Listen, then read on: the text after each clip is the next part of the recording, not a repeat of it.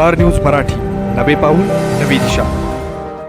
खरं तर विटा नगरपालिकेसाठी महायुतीतील मित्र पक्षामध्ये लढाई होत आहे। भारतीय जनता पार्टी, शिवसेना असेल, राष्ट्रवादी असेल, तिन्ही पक्ष या ठिकाणी नगरपालिकेसाठी लढत आहेत। आता जर बघितलं तर भारतीय जनता पार्टीच्या वतीने माजी आमदार सदाशिवराव पाटील या ठिकाणी प्रचारात अग्रभागी आहेत। आता काय निर्णय होतो 3 तारखेला हे बघावं लागणार आहे।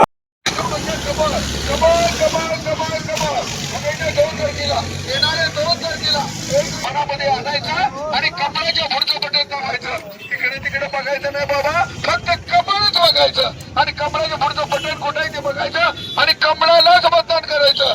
कमळच आलं पाहिजे, ही देशाची गरज आहे, राष्ट्राची गरज आहे, राज्याची गरज आहे, आपल्या विटा नगरीची गरज आहे।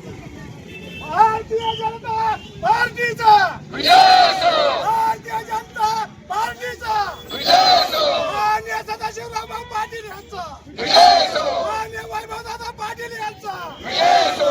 कोण म्हणता येत नाही, आल्याशिवाय राहत नाही, कोण म्हणता येत नाही, आल्याशिवाय राहत नाही, कोण म्हणता येत नाही, आल्याशिवाय राहत नाही।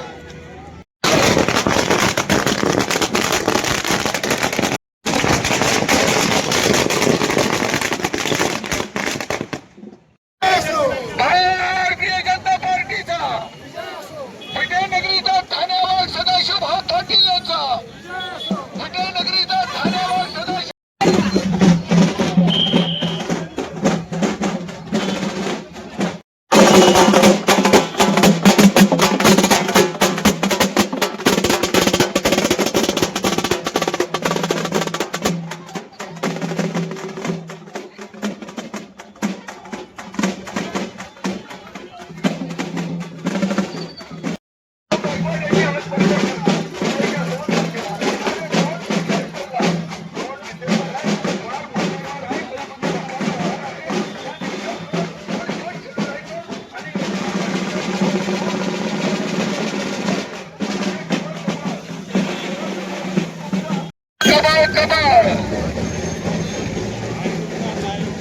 कमळाच्या पुढचं बटन दाबा, कमळाच्या पुढचं बटन दाबा आणि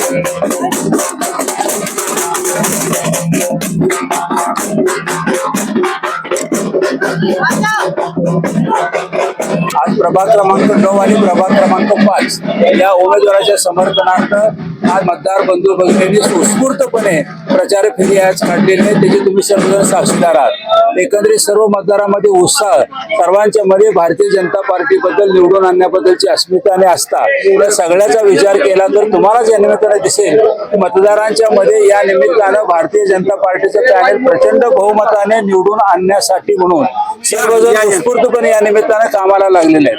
मला या ठिकाणी अतिशय सांगायला आनंद वाटतो की भारतीय जनता पार्टीचं पॅनल जर आपण पाहिलं तर सर्व क्षेत्रातली, सर्व समाजातली उच्च विभाषित जुना नव्यांचा चांगला मेळ करून आम्ही हे पॅनल उभा केलेला आहे। एकंदरीत सर्व कार्यकर्त्यांची मेहनत आणि विटेकर जनतेचा आमच्यावरती असणारा अनेक वर्षापासूनचा अनुभव आणि त्या बळावरती विट्यामध्ये केलेली विकास कामं, केलेली सगळी आतापर्यंतची स्थित्यंतर, या सगळ्याला साक्षीदार राहून विटेकर लोक प्रचंड बहुमताने भारतीय जनता पार्टीला निवडून देतील याबद्दल मला 101% खात्री आहे।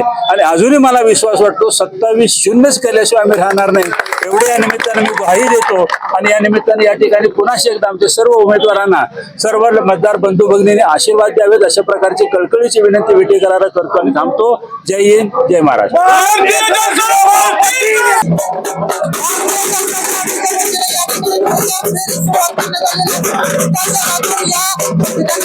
भारतीय जनता पार्टीचे उमेदवार विटा शहरातून या ठिकाणी प्रचार सुरू केलेला आहे.